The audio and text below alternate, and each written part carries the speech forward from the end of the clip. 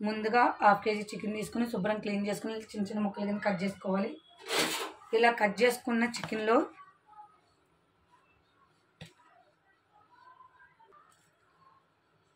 3 స్పూన్లు శనగపిండి, 2 table spoons cornflour, కొద్దిగా అల్లం వెల్లుల్లి పేస్ట్, 1 టేబుల్ స్పూన్ కారం, 1 టేబుల్ స్పూన్ సాల్ట్,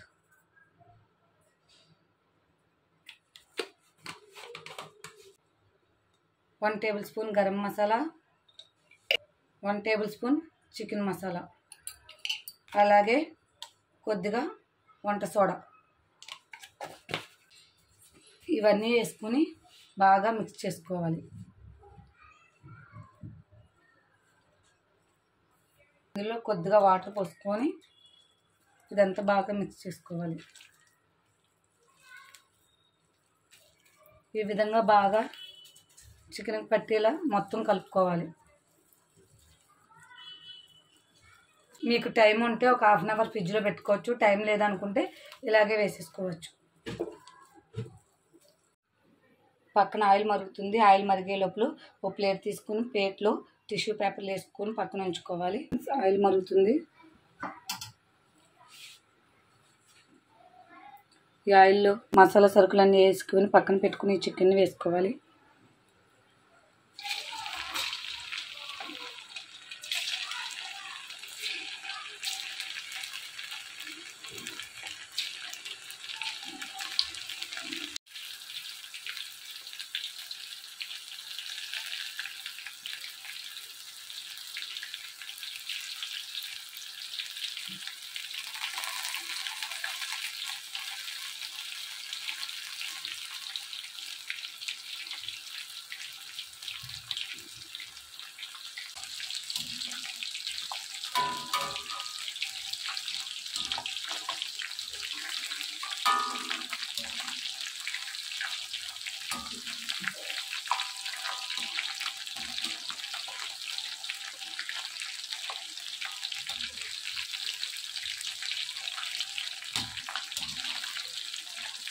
చూసారు కదా ఆయిల్లో చికెన్ పకోడీ ఎంత బాగా వేస్తుందో.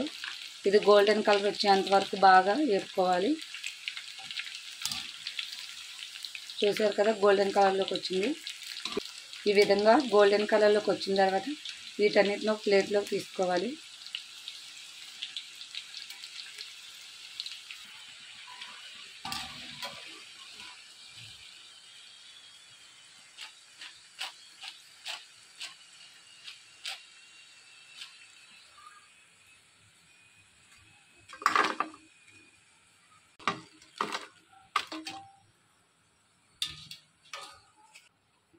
చూసారు కదా ఈ విధంగా వేగిన తర్వాత చికెన్ పకోడీ ప్లేట్లో తీసుకోవాలి. మిగిలిన చికెన్ ఉంది కదా ఇది కూడా వేసేసుకుందాం. అలాగే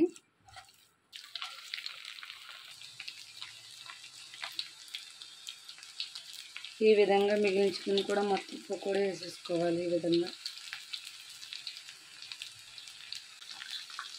వీటిని కూడా బాగా గోల్డెన్ కలర్లోకి వచ్చేంత వరకు వేపుకోవాలి.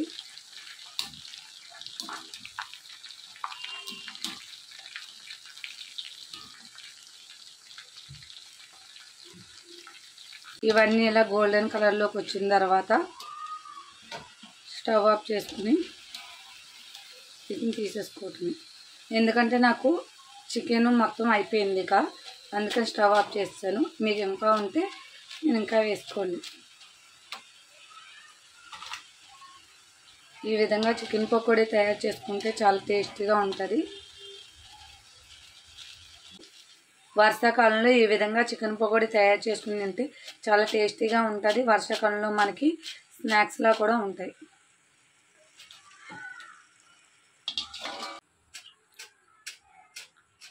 చూడండి ఫ్రెండ్స్, వేడి వేడి చికెన్ పకోడీ తయారైపోయింది. ఈ విధంగా మీరు కూడా చికెన్ పకోడీ తయారు చేసుకుంటే చాలా టేస్టీగా ఉంటుంది.